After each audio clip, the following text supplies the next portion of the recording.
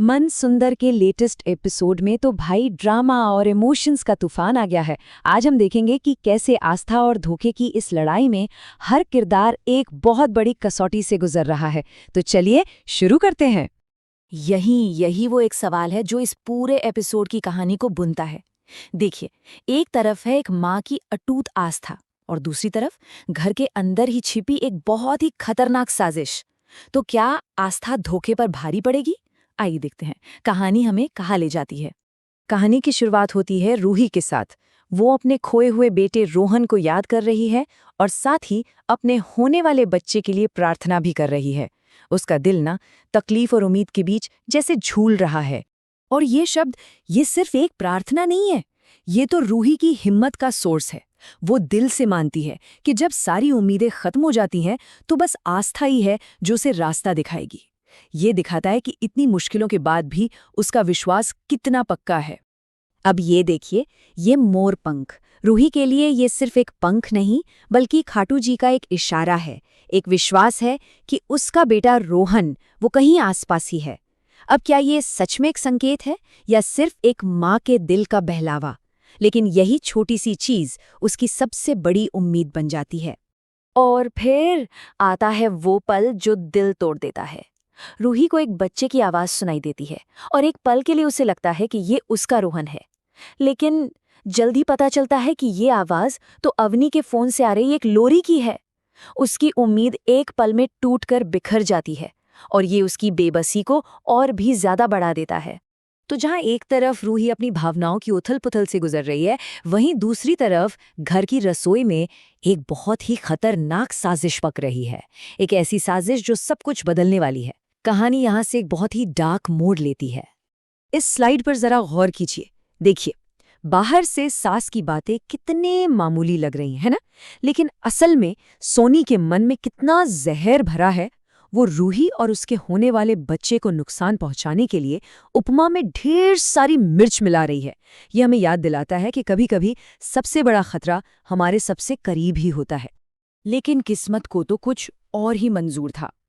सोनी का बनाया वो तीखा उपमा रूही की जगह गलती से अवनी खा लेती है और मिर्च से उसकी हालत खराब हो जाती है।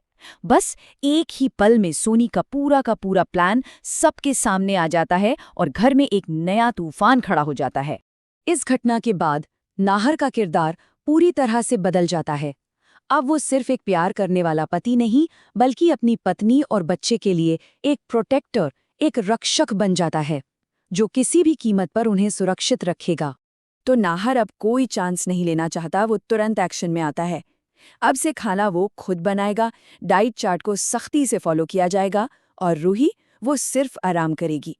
ये सिर्फ नियम नहीं है, ये नाहर का ऐलान है कि अब वो कोई भी जोखिम उठाने को तैयार नहीं है। वो एक चट्टान की तरह खड़ा है। और नाहर के ये शब्द दिखाते हैं कि ये सब वो सिर्फ फिक्र में नहीं कर रहा, बल्कि इसमें ढेर सारा प्यार भी है। वो रूही को खिलाते हुए मजाक भी करता है ताकि माहौल थोड़ा हल्का हो जाए। लेकिन उसका इरादा बिल्कुल साफ है, परिवार की सुरक्षा सबसे पहले। चलिए अब कहानी के उस हिस्से पर चलते हैं जहां ये दोनों अलग अलग कहानियां, ये दोनों धागे एक साथ आकर टकराने वाले हैं। रूही अपनी आस्था के लिए मंदिर पहुंचती है, लेकिन वहां कुछ ऐसा होने वाला है जिसकी उसने कल्पना भी नहीं की थी। कुछ ऐसा जो शायद उसकी दुनिया को हमेशा के लिए बदल देगा। तो एक तरफ है रूही, उसका इरादा तो बिल्कुल नेक है। वो अपने खोए हुए बेटे और होने वाले बच्चे की सलामती के लिए खाटू जी का आशीर्वाद लेने आई है। उसकी आस्था ही है जो उसे इस भीड़ भरी जगह पर खींच लाई है। और ठीक उसी वक्त उसी मंदिर में एंट्री होती है एक दिव्य बच्चे की, जिसके दर्शन के लिए हजारों की भीड़ उमड़ पड़ी है। अब ये बच्चा कौन है? क्या वो सच में दिव्य है या ये सब एक धोखा है? ये एक ऐसा रहस्य है जो कहानी में एक नया ट्विस्ट ले आता है। ये चार्ट देखिए, ये साफ दिखा रहा है कि मंदिर का माहौल कैसे एकदम से बदल गया। जो सामान्य भीड़ थी वो उस दिव्य बच्चे के आने से एक पागल, एक उन्मादी हुजूम में तब्दील हो जाती है और वहां अफरा तफरी मच जाती है। इससे पता चलता है कि कैसे एक भीड़ बड़ी आसानी से खतरनाक हो सकती है। और यहीं पर हमें अंधविश्वास यानी ब्लाइंड फेथ का एक जीता जागता उदाहरण देखने को मिलता है। लोग उस बच्चे को भगवान मानकर उसकी पूजा कर रहे हैं, लेकिन कोई ये नहीं देख रहा कि उस भीड़ में उस छोटे से बच्चे का दम घुट रहा है। सिर्फ रूही एक माँ होने के नाते उसकी तकलीफ को महसूस कर सकती है। और उस पागल भीड़ के सामने रूही अकेली खड़ी होकर आवाज उठाती है। वो लोगों के अंधविश्वास को चुनौती देती है और उस बच्चे की रक्षा के लिए आगे आती है।